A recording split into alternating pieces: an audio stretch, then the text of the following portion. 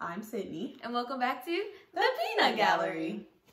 And today is a special day. Very special. Because this is our first movie review! What movie, you ask?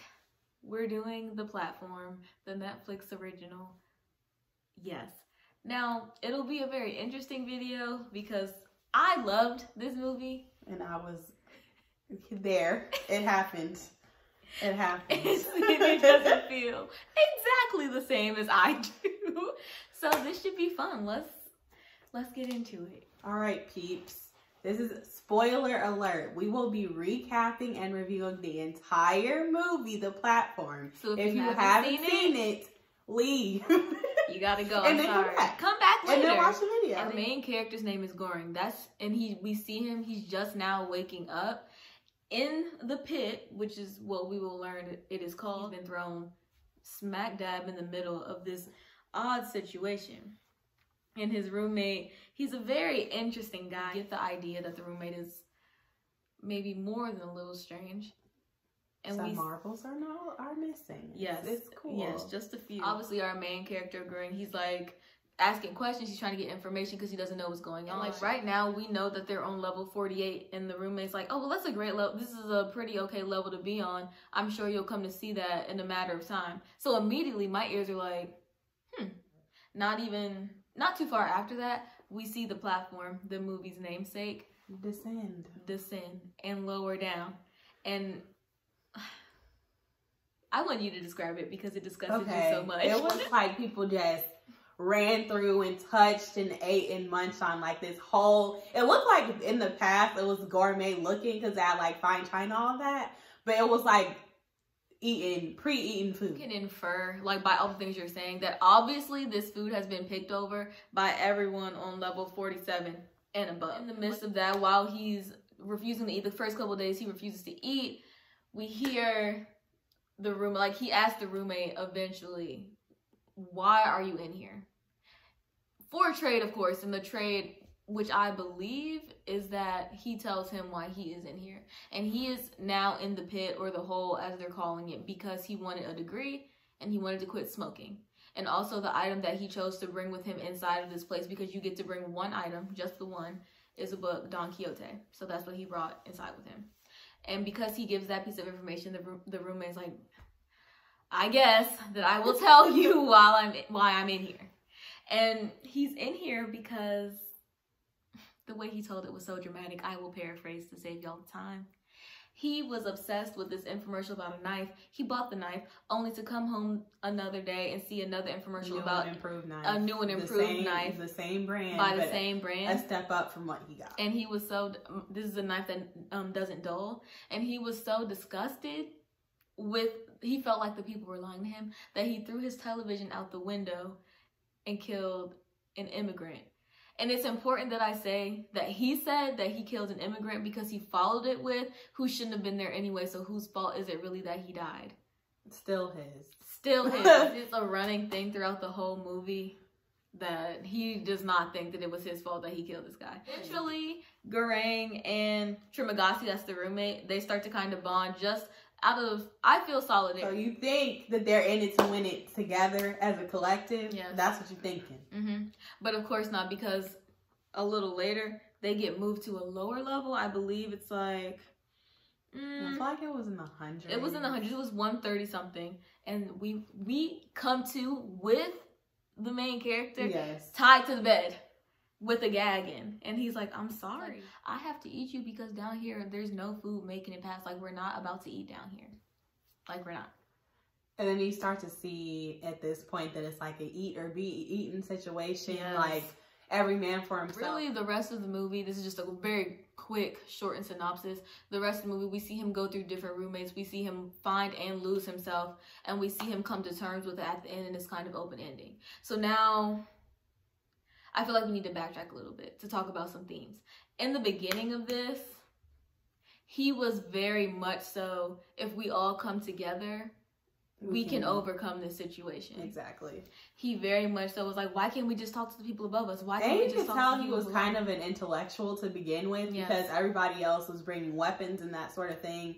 And he brought a book that he had always wanted to read, and he was there to want to go to to get a college degree. Yes. So he seemed like more of a thinker than a lot of the people who ended up being there. And it was never said if he couldn't get his degree just out of maybe laziness or lack of funds. It was never discerned, but I personally feel like it was probably a money situation. I do too. So he, at this point, he was very much like, we can figure the situation out. Like, I'm not eating these picked up. He was on top of it all. Like, he hadn't been subjected to all the horrors that this place could provide him with yet. And his roommate, Mr. T, is what I will call him. He was like, you're clearly crazy. Did not have the same conscience level as at all, but also he'd been in there for months. So I don't know if he felt that way because he'd been in there for so long, or because he genuinely felt that way. I mean, I kind of feel like it's a little bit of both, because you kind of see him describing how he got there, that he really wasn't caring about everyone, like as caring about a whole type of person. That's so true. He did something bad, he still didn't think he did anything wrong. Right. So while he was in this jail prison situation, he was still being that person where it's me by myself, and whatever I do is because I need something out of it. Like, he doesn't care about anybody else in the situation. And another thing, like early stages, when we're seeing them interact kind of for the first time with the platform and whatnot, he's eating, he's shoveling food into, this is the roommate, Mr. T, he's shoveling the food into his mouth. And one of the things that he says is like, if you're above, you're above, and if you're below, you're below. Like, that's not a direct quote, but that's basically what he's saying. And it's almost as if he has been on the, like, he explains to us that he's been on the bottom floors before with the picked over food or with no food at all. And we see him spit on the table as it goes down. We see him throw the wine bottle carelessly into the hole. And so we're already getting this sense of his personality. And it's such a great commentary, because it's saying like people only respond to situations based on the level that they're at in their lives at that time. And obviously not everyone, but it does feel like a commentary on the subject that people tend to forget where they came from and where they're going. And as long as they're doing good, they're not worried about the different levels. Yes, as long as they're okay. And it's almost as if he wasn't just on a lower level maybe a month or two back. It's like he forgot what it's like to be hungry. Yeah, like, and there was like the entire movie, if you ask me, is a commentary on how people behave in situations due to their socioeconomic status. And it's not that they were trying to be undercover with it or discreet or even subtle. Like, they were very, it was in your face. This is what we're talking about. This is how we're feeling. This is what y'all need to know. For example, what I got from it is the people who were on lower levels and they didn't have any food, when they got transferred to a higher level, their greed overtook them. Like, they were overcome by the idea. Because they were remembering the fact that they were starving and when we were without. Yes, and they couldn't even get past that idea of self. And when I was starving and when I didn't have, and when the people above me were doing this, that they couldn't even think about the platform situation as a collective, and think about how if I'm up here, there's still someone down there that doesn't have anything. A whole bunch of people were given the same test and nobody was feeling it. Right. Until they were like literally forced to not eat any of the food. By force. Then they cared. By force. And speaking of force, this is his third roommate. It was the black guy that he was basically like, they ended up on level 6, which is very high. Very high. Good standing. They were going to eat good every day, basically no matter what. And they decided to descend on the platform together. We are jumping ahead a little bit, but this is important to what we were talking about, because we were talking about force, and I feel like their descent down into the lower levels, trying to get everyone food, it begs the question, is violence necessary to make a change? Yes, like, it's so sad to see that that's clearly what it was. Like, there was a lot of people who did listen, but there's some people it seemed to like be the like would not do anything unless it was by force. Right. And it's so hard. It's hard to pick a side, because on one hand, they're starving. Like, they're starving and they don't really have a choice. And I don't know how selfless you can be in a situation like that. You're literally going hungry. Right. Unless you've had the time to come to it like on your own terms. Instead of having, like, when someone's deciding for you. As the platform is going down, there really isn't enough time for people to make, like, consistently make a moral decision. All they see is this banquet of food set out before them. And it's like, I'm starving right now and I can't care about the mission that you're on because I am starving actively and have been. And so it begs the question, like, do you have to use violence to get people to behave accordingly, to make a change? Is it necessary? Like, should we this is all hypothetical. Obviously, I'm not speaking realistically, but should we get rid, like, do we have to kill people who don't fall in line? Or does that make us just like the people who are imposing on us? That's such a hard decision. Something to think about. And I feel like that was one of the more subtle questions they tried to ask. The movie's not subtle at all. No. But I feel like that was one of the more underlying. Yeah, like, this is not for the faint of heart. So if you're fragile, if you are squeamish, don't like blood, don't. Like, there is bodily violence, fluids, do not watch it. Eating people, there are people stabbing people. Like, don't watch it if you're not into that sort of thing. Yes, for sure. So let's backtrack a little bit. Let's go back to his second roommate. His second roommate ended up being the woman who brought him into the facility, who did his entrance test. Her name was Emma Gurry, and she brought her dog with her. And I liked her because from the moment she stepped on the screen, even though we aren't sure how to feel about her because we learned pretty early on that she worked for, I believe they call it the administration. Mm-hmm. She did her best to try and hack the system. She was trying to make it so that everyone could eat, because she said if everyone only took what they needed, there would be food enough for everyone. Let's talk about that, because that also touches back on the theme of greed and how everyone at the top is just feeling like, I need this right now because I don't know when I'm ever going to get it again. Where maybe what she also spoke about was spontaneous solidarity.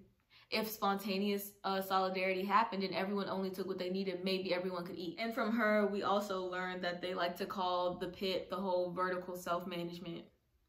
So do what you will with that. She basically was preparing food and asking the people below her to do the same.